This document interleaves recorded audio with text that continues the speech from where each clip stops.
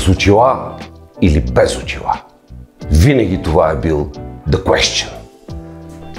Имало едно време двама старци, които били прекарали целия си съзнателен живот заедно. Били от една и съща махала, учили в едно и също училище, та даже и по едно и също време ги взели в казарма. Намерили си по една хубава невеста и се задумили. Не щеш ли животът взел да се случва, годините напреднали и двамата останали вдовци. Седяли един ден на пейката между двете къщи, скучаяли и единия предложил на другия: абе, друже, ние с тебе в този живот всичко сме прели заедно. Какво ще кажеш, така и така жените вече ги нема, да вземем да фанем да се опънем. Другия помислил, преценил, че няма какво да губи и казал да вървим. Какво са правили вътре, историята мълчи, но 10 минути по-късно излезнали, седнали отново на пейката и единият от двамата приятели горко заплакал. На което другия с очудване реагирал: абе, ти ся ли ще ми се размекваш? А ония го погледнал с умиление и му казал: един пропилян живот. И ето така, my dear friends, се чувстват повечето хора, след като за пръв път опитат ниско въглехидратно, високо мазнинно хранене, след години безкрайни диети и броене на калории. Аре, махам Адидаса, да не сме на Олимпиадата в Сеул. От мен да знаеш, можеш ли в 7 часа сутринта в планината си по безръкави, значи хубаво лято сме учили. Здравей! Ако не ме познаваш, бачи Стъньо, на 47 години, хибриден атлет, кучкар и металист. Аз съм човекът, при който отиваш, след като нито един от съветите на лекаря и диетолога не са проработили. Споменах ниско въглехидратно, високо мазнинно хранене. Що е то и има ли почва у нас? Ако питаш повечето хора, то си е секта.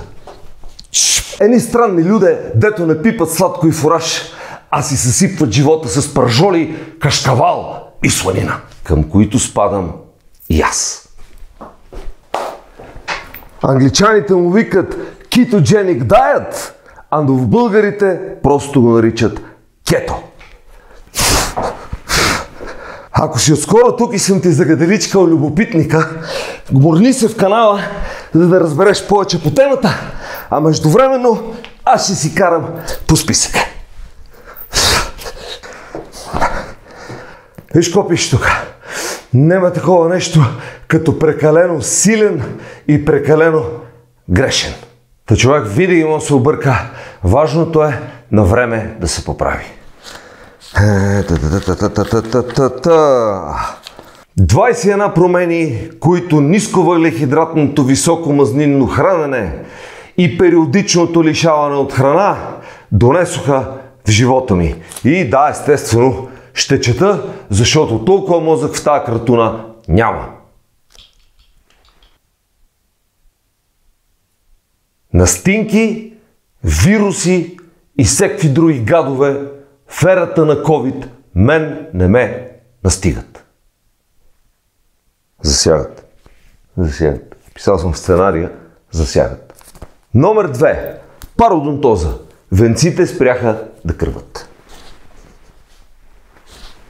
Кръвно налягане. От 140-150 на 90-100 в момента е 115-117 на около 77.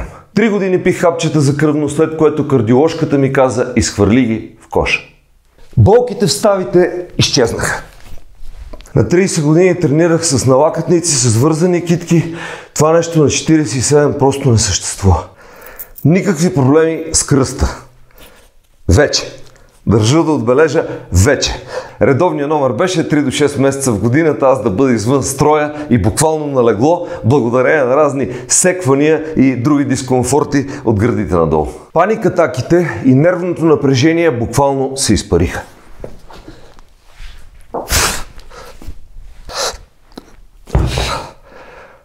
Сънната парализа и конвулсивните стряскания преди заспиване. Няма да го обяснявам, ако страдаш от него, знаеш много добре за какво става въпрос. Това нещо вече 2 години няма и помен от него, а беше с мене през целия ми живот. Запек. В момента съм като часовник, а съм страдал 40 години от може би 1-2 ходения седмично, не повече. Кожата. Това изобщо няма как да ти го покажа, обаче бръчки, пъпки, петна, текстура, самия начин, самата жизненост, по който кожата започва да ти изглежда, самия блясък, който придобива, това изцяло го отдавам на този тип храна. Номер 10. Замъглено мислене.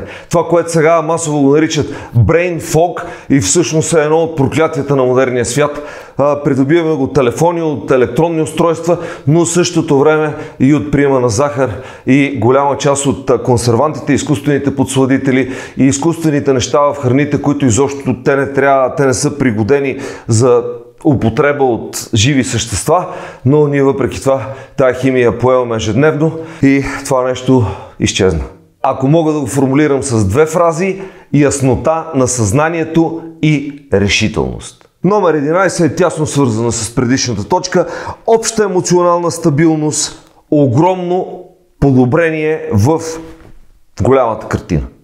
Истинска физическа сила и издръжливост. Както искаш го разбирай, някой ще каже: има ли неистинска? Има и съм живял в нея десетки години. Търпеливост и огромен толеранс към болка, без бутилиране на емоции. Специален поздрав за моя приятел Кубинец. Кофеинова резистентност. Така наричам. В момента мога да изпия 6-7 двойни кафета за деня. Никакъв проблем. Обикновено при тренировка съм пил 3 или 4 според това колко трудно ми е събуждането. Тук говорим двойни, аз друго, освен двойна цетка вкъщи, не пипам. Преди това я бях докарал до състояние, в което 6 години и половина ме беше страх просто си отпия една глътчица, защото щеше да ме вкара в нервна криза. Това го отдам изцяло на липсата на захар в менюто, защото съм си правил експерименти, хапвам нещо тестено, след това пия буквално половин кафе и усещам как всичко почва ми се надига. Номер 15. Обща личностна стабилност и увереност, която околните, в повечето случаи неосъзнато, регистрират и съобразяват в поведението си. Номер 16. Подобрена стойка на тялото. 17. Изключително концентрирано възприемане на настоящия момент. Кристално ясно разделение между минало, което е непроменимо, бъдеще, което не се е случило, и сегашният момент, в който всичко зависи от нашите мисли, решения и последващи действия. Следващия бонус се оказа пълната липса на какъвто и да е стомашен дискомфорт и киселини.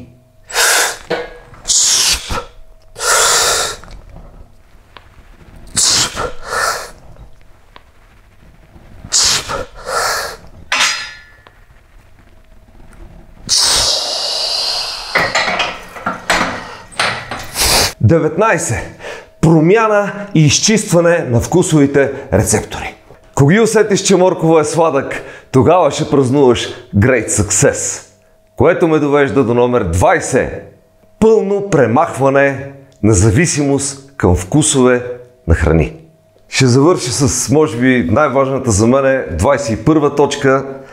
Напълно естествен подбор на приятелския кръг. Истинските разбраха, другите се изключиха поетапно, а недоброжелателите безмълвно започнаха да спазват още по-голяма дистанция от преди. Толкова. Това съм усетил, това ти казвам. При теб може и да е различно, но ти пожелавам да намериш своят начин. А до тогава да не спираме се движим. Казвам ти чао и ще се видим в следващия епизод.